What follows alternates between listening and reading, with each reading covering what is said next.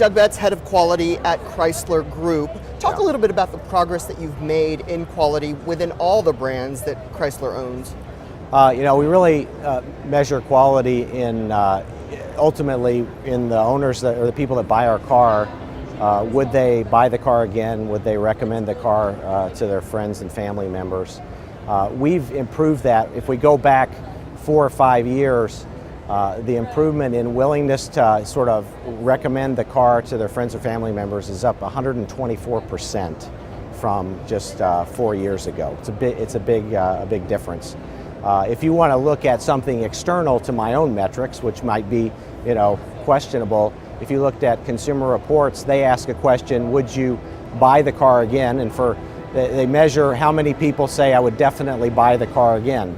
If you look at our cars that we've redone since emerging from bankruptcy, you'll see those cars, such as the Grand Cherokee, is number 2. The Wrangler is number 3 in a category of 27 cars. You'll see the Durango is number 1 in its category in terms of would definitely buy the car again.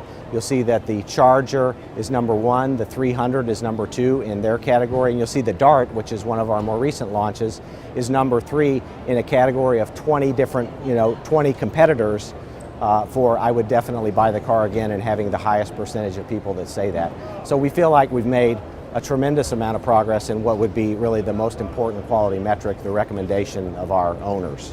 Now that's on the Chrysler side. Now we're about to see the completion of the deal between Fiat and Chrysler. Yeah. Where do you see opportunities for potentially quality improvement on the Fiat side? The reality is, a couple of years ago, we adopted a structure in both companies that allowed us to work together.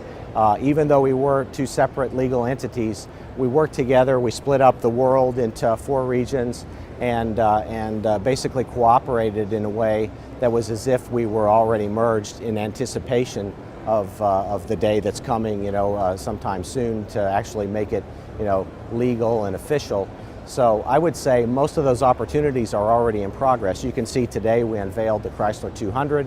It's built on a platform that we call CUS Wide. It's, other people may call it the Alfa Romeo Giulietta platform. We already built the Dart on that platform, and the Cherokee, and now the 200 is the third vehicle. So the cooperation is already there, and the fruits of that have already been realized. Now you've got a plant here in Michigan, almost fully automated, not quite 100%, but is that something that we're going to see more of in coming years, that there are a lot more plants that are more robotic? Yeah, I think so. I mean, we sort of have this idea of we're already been working together. So the body shop of the plant, which was the thing that was highlighted in the presentation about the 200 today, is a standard design for a body shop within Fiat Chrysler, if you will. So that layout of that body shop is the same body shop, layout, I guess, again for lack of a better term, that was used to build the Alfa Romeo Giulietta. Some enhancements, and then went into Belvedere for the Dart. Some enhancements and went into Toledo for the Cherokee, and now has been installed, and we're getting ready to start up Sterling Heights with that same style of body shop. How do you track quality around the world? Is it a tough job? It's tough because in different regions of the world, there are different expectations for the customers. What they think is important in Europe is a little different than what is the key thing for American customers. So we have to understand that.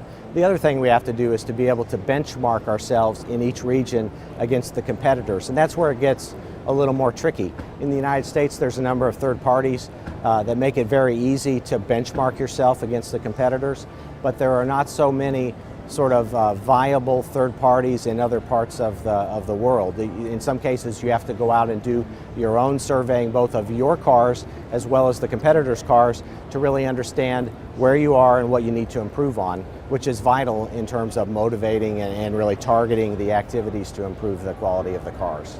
And so in 2014, what's going to be your focus? I know that you don't look at particular brands per se, but really what's going to be the focus in terms of quality for you this year? I think continuing to work on the globalization, of the company, now that there will be no, separate legal entities. It may give us a few more opportunities. Obviously, we have to look at the launches that we have ahead of us in the year and make sure we execute those flawlessly. We still have the 200 to actually launch into manufacturing and into the market and react to whatever feedback we get. We have some important launches in Europe. We have new projects starting in China. I mean, it's never dull in the auto industry, especially if you're thinking about the globe and all the activities that could be going on. Doug, thank you so much for your time. We appreciate it. You're welcome.